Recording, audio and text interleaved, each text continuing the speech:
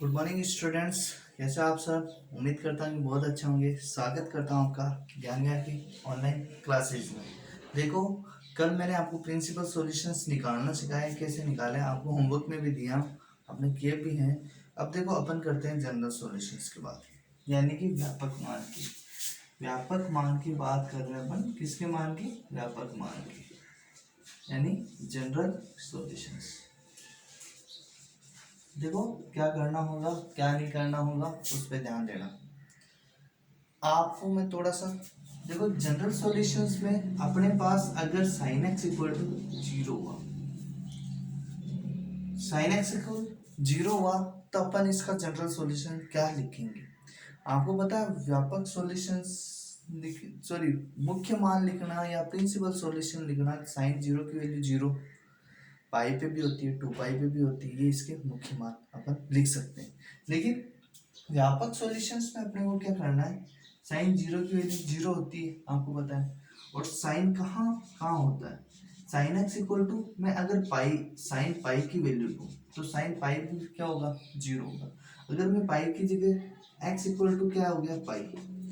पाई की जगह 2 पाई भी लूँ, 2 पाई पे भी जीरो हो जाता है, 3 पाई पे भी जीरो हो जाता है, 4 पाई पे भी जीरो होता है। यानी कि कहने का मतलब, अगर मैं साइन के ग्राफ की बात करें अपन, ठीक है ना, ये जीरो और ये पाई बाई टू और ये पाई, ये 3 पाई बाई 2 और ये 2 पाई, इस तरीके से 3 पाई, आगे 4 पाई। तो कहने का मतलब ये साइन ग्राफ यूं घूम के इधर और ये इधर यूं चलता जाएगा।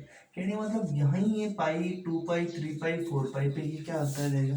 जीरो आता रहेगा। और व्यापक मान के लिए अपने को या जनरल सॉल्यूशंस के लिए अपने को किस में रखना पड़ता है? एन के टर्म में रखना। तो अपन इस फॉर्मूले को कैसे बढ़ाएं कि एन की टर्म में अपना एन रखते ही काम हो जाए? तो अपन एक्स इक्वल टू, या पाई की जगह क्या रख देता हूँ? मैं एन पाई रख देता हूँ और लिख देता हूँ कि ये फोर होल। इसका मतलब क्या होता है? फोर होल, यानी कि ये सब में एन किस बिलोंग्स करेगा? किसी भी इंटीजर्स को। एन इसका इसे कैसे पढ़ते हैं? ये इसको बिलोंग्स कहते हैं। हिंदी में बात करूँ तो एन जो सदस्य है वो क्या है? जेड का मतलब क्या होता है? इंटीजर्स होता है। जेड का मतलब क्या होता है? इंटीजर होता है। इंटीजर क्या होता है? नेगेटिव और पॉजिटिव दोनों ही प्रकार के इंटीजर होते हैं। ठीक है, आप नेगेटिव एन की जगह नेगेटिव भी मान रखते हो, पॉजिटिव मान भी रख सकते हो। तो देखो, एन के मान एन पे डिपेंड करेगा। इसे क्या कहेंगे? एन सदस्य किसका है? जेड का। ये ई का मतलब सदस्य बोल सकते हैं अपन हिंदी में बात करो तो।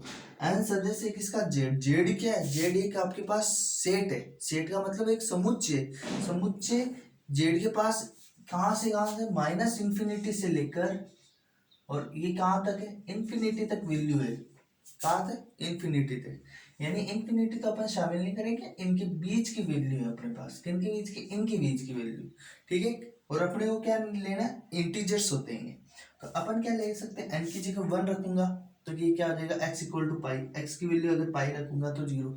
एन की जगह जीरो रखें एक बार तो ये साइन जीरो की वैल्यू जीरो होती है। एन की जगह माइनस का पाई रखूं तो जीरो होती है। तो ये इसका क्या बन जाएगा? व्यापक सॉल्यूशन बन जाएगा। फोर ऑल मतलब इन सब में, यानी फोर ऑल, इसका ए उल्टा ए को क्या बोलते हैं? फोर ऑल बोलते हैं। क्या कहते हैं? Four all. या हिंदी में बात करूं, इन सब में एन जो है वो सदस्य है किसका? जेड का। जेड आपको पता है। तो अपन इंग्लिश में बात करें तो फोर ऑल एन बिलोंग्स, इससे ई को क्या कहेंगे? बिलोंग कहेंगे। ठीक है, बिलोंग्स यानी कि सदस्य है किसमें? किसका? जेड का। ठीक है ना, इसे पढ़ लेंगे तो ये ध्यान रखना, जब भी अपने पास equation sine x equal to zero के रूप में बनेगी, तब अपन उसका जो जनरल सॉल्यूशन है वो क्या लिखेंगे? X equal to n pi, और जहां for all n belongs to Z.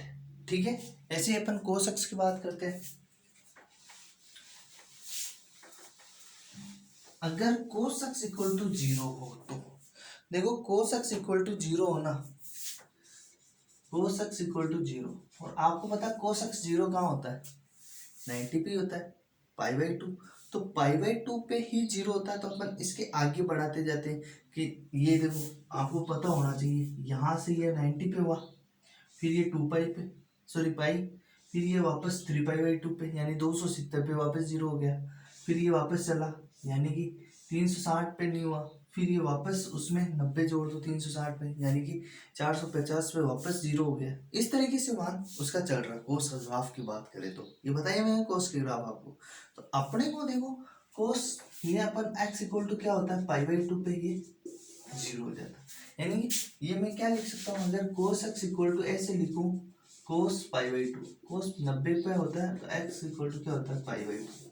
ये तो क्या हो जाएगा इसका मुख्य मान हो जाएगा। अपने को n की टर्म्स में रखना है, जैसे कि उसमें n में मैं वैल्यू रखूं तो मेरे पास सारे ही मान आ जाए, मुख्य मान भी आ जाए, व्यापक मान भी आ जाएगा। और तो उस आपको पता है कि जीरो से लेकर जो अपने थीटा की वैल्यू होती है 2 पाई के बीच में अगर अपन मान निकालते हैं तो वो मुख्य मान भी शामिल हो जाता है।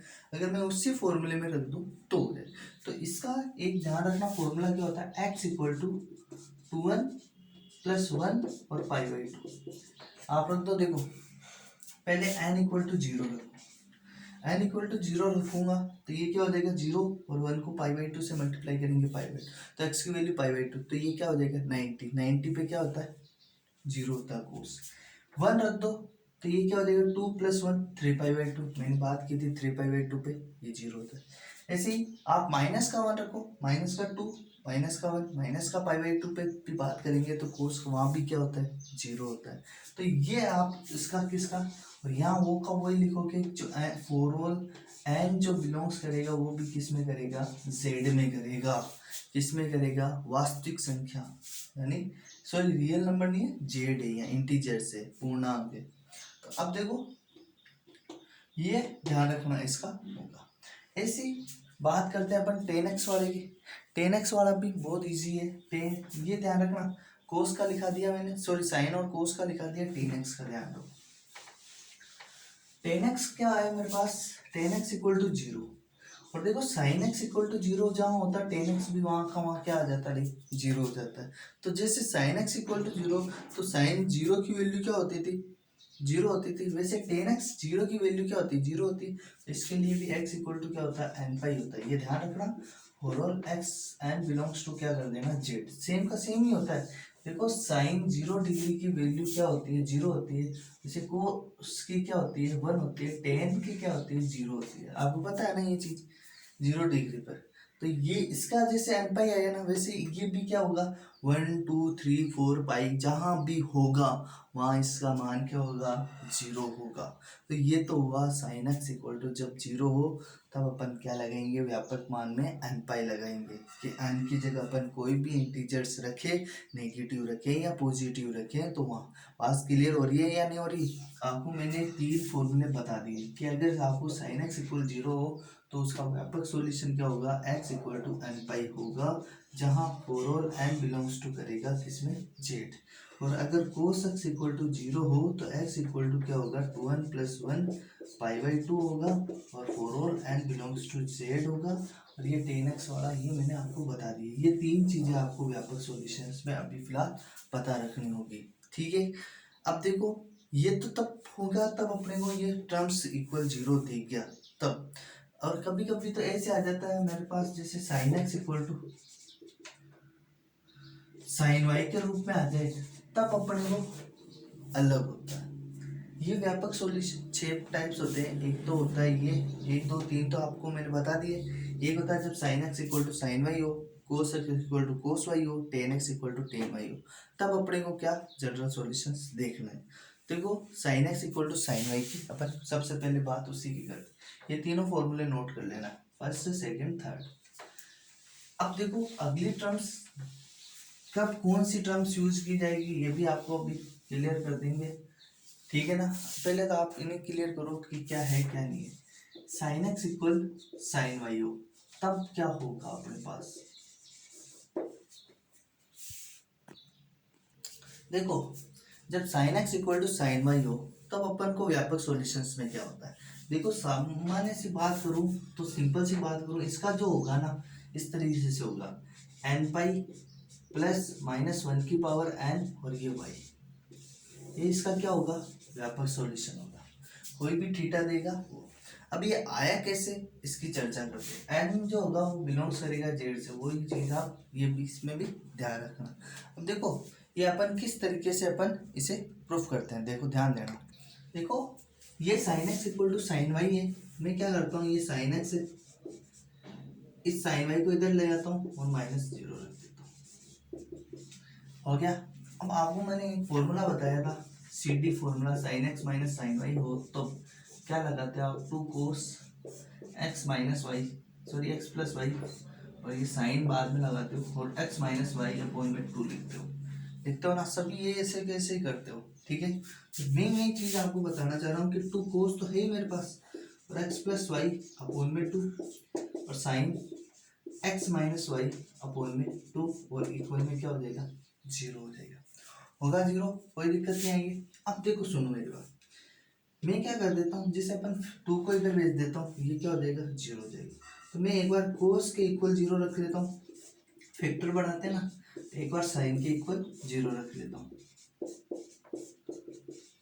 कोई दिक्कत नहीं है। क्या किया मैंने, टू को इधर भेजा, जीरो हुआ, एक बार इसके इक्वल जीरो रख लिया, एक बार इसके इक्वल जीरो रख लिया। अब मैंने आपको अभी भी बात की थी, ये थोड़ा रफ कर रहा हूँ मैं इधर वाला, मैंने अभी आपको बात की थी कि जब cos x equal to zero हो, अभी बात की थी ना अपन ने जनरल सॉल्यूशन में, cos x तो x इक्वल टू क्या लगाते हैं, 2n प्लस 1 और पाई बाई 2 लगाते हैं ना, ये जनरल। तो ये क्या है, cos x इक्वल जीरो है, तो यहाँ x की वैल्यू क्या है, यहाँ x की वैल्यू तो x थी, यहाँ x की वैल्यू क्या, x माइनस वाई अपॉन में 2 थी, क्या x माइनस वाई अपॉन में 2, और इक्वल में क्या आ जाएगा, जीरो की जगह क्या रख दूंगा मैं, 2n प्लस 1 और ये पाई बाई 2, और ये break. Sine x equal to zero क्या थी, एक्स माइनस वाई अपॉन में 2 इक्वल टू जीरो की जगह क्या रख देंगे, एन में, और दोनों में बता देंगे एन बिलोंग्स कर रहा है किस में कर रहा है, जेड में कर रहा है। क्या किया, वापस ध्यान देना थोड़ा सा, cos x equal to zero, अभी मैंने बताया cos x equal to zero, तो उसका व्यापक सॉल्यूशन, ये थीटा है मेरे पास, थीटा तो यही है एक्स माइनस वाई अपॉन में 2, तो एक्स माइनस वाई अपॉन में 2, जीरो किस वैल्यू पर होता है, 2n प्लस 1 पाई बाई 2 पे होता है, तो ये लिख दिया। ऐसे ही साइन कहाँ होता है, यहाँ होता है एन पाई पे, ये लिख दिया। ठीक है, अब इसे थोड़ा सा सोल्व कर दो, ये 2 से 2 cancel, x equal to 2n plus 1 और ये पाई, और ये वाई इधर आएगा तो प्लस का वाई हो जाएगा ना, कोई दिक्कत नहीं है ना। 2 से 2 कैंसिल किया, मल्टीप्लाई में था, वाई इधर भेज दिया, प्लस का हो गया। ऐसे ही इसमें देखो, 2 को पहले यहाँ भेजा तो ये क्या हो जाएगा, 1 पाई और प्लस का वाई हो जाएगा, ये वाई बाद में जाएगा ना। तो अब देखो मैं इस फॉर्म को क्या लिख सकता हूँ, थोड़ा सा समझने की कोशिश करना, मैं इसे ऐसे बता सकता हूँ ना कि ये क्या होगा, ये प्लस का है साइड तक, यहाँ देखो ये प्लस का चल रहा है थोड़ा सा, ये प्लस का है तो ये यहाँ आएगा तो किसका हो जाएगा, माइनस का होगा, सॉरी, ये थोड़ा सा ध्यान दें। तो ये देखो मैं इसे इस तरीके से भी लिख सकता हूँ ना कि 2n प्लस 1 पाई, और यहाँ से मैं क्या कर लेता हूँ, ये प्लस लगा के माइनस 1 कॉमन ले लेता हूँ और यहाँ लिख देता हूँ 2n प्लस 1 वाई। कुल मिला के ये वाई रहना चाहिए, आप n की वैल्यू कोई सा भी रख दो, इवन मान ही रखोगे ना, कोई भी n की वैल्यू रख दो इंटीजर्स में, तो ये माइनस 1 क्या होगा, माइनस का ही आएगा, 1 की पावर। देखो आप n की जगह 1 रख दो तो ये क्या हो जाएगा, 2 प्लस 3, तो इसका मान क्या होगा, माइनस का, कोई चेंजेस नहीं होने वाला ना, समझने की कोशिश करना, कोई चेंजेस नहीं होने वाला। इसको देखो मैं इसको ऐसे लिख सकता हूँ ना, x equal to 2n y plus, यहाँ देखो यहाँ कॉमन लगा तो x equal to 2n pi plus 1 common ले लिया और 2n माइनस के ले लिया, ये माइनस का ले रहा हूँ मैं, माइनस का, और ये y लिखते हैं। आप रख दो कोई भी रख दो n की वैल्यू, इवन कोई भी रख दो, एक रखोगे तो ये 2 से स्क्वायर करना पड़ेगा तो इसकी वैल्यू क्या होगी, पॉजिटिव होगी। ये मैंने अपने मन से कर रहा हूँ, थोड़ा सा ध्यान रखना क्यों कर रहा हूँ। अब मैं क्या करूंगा, इन दोनों फॉर्मूला को कंबाइन करूंगा, क्या करूंगा, कंबाइन करूंगा। कंबाइन करने के लिए अपने को इन दोनों का एक फॉर्मूला लाना है, एक फॉर्मूला क्या आ जाएगा, x equal to n pi plus minus 1 की होल पावर एन वाई। ठीक है, देखो इन दोनों का कंबाइन ये क्या आया, एन पाई प्लस माइनस 1 की पावर एन वाई, इसका मतलब क्या हुआ, अब देखो ये कंबाइन कैसे होगा, अगर n की जगह अपन कोई भी इवन वैल्यू रखते हैं, इवन, तो अपन में मान के चलो 1 रख दिया मैंने, सॉरी 2 रख दिया, इवन 2 रख दिया तो ये क्या होगा, पाई प्लस वाई, यानी क्या हो जाएगा 2 पाई प्लस वाई हो जाएगा। तो यहाँ देखो इवन वाला ये चेक कर लो, अगर मैंने 2 रख दिया तो ये क्या हो जाएगा 4 पाई, और ये क्या हो जाएगा वाई हो जाएगा। और अगर मैं ओड वैल्यू रखूंगा तो फॉर्मूला किस में चल जाएगा, इसमें चल जाएगा। तो इन दोनों का कंबाइन क्षेत्र क्या होगा, ये होगा। आपको सिंपल सी याद रखने वाली चीज तो यही है कि अगर sine x equal to sine y आए तो अपने को ये इसका क्या होगा, जनरल सॉल्यूशन होगा। अब इसको जो समझने की वाली चीज है कि अगर ये जो इन दोनों का कंबाइन होता है, इन दोनों का कंबाइन क्या होता है, ये होता है। अब इसमें मैं इवन वैल्यू रखता हूँ तो ये इस फॉर्मूले को बिलोंग्स करेगा, इस फॉर्मूले का मान होगा। और अगर मैं ओड वैल्यू रखता हूँ तो ये किस फॉर्मूले को करेगा, इस फॉर्मूले। तो आपके लिए ये चौथा फॉर्मूला ये ध्यान रखना, sine x equal to sine y हो तब अपने को x equal to n pi plus -1 की whole power n y for all n belongs to Z. इसके बारे में थोड़ा सा ध्यान रखना, ये इन दोनों का कंबाइन है, आपको डायरेक्टली याद करना पड़ेगा उसके लिए। और मैं इसको, और आपके पास देखो अपने पास जो क्वेश्चन आएगा इस फॉर्म में आएगा और अपने को डायरेक्ट रखना होगा इसका सॉल्यूशन। ठीक है, आज के लिए बाय, कल मिलते हैं पर नेक्स्ट क्लासेस।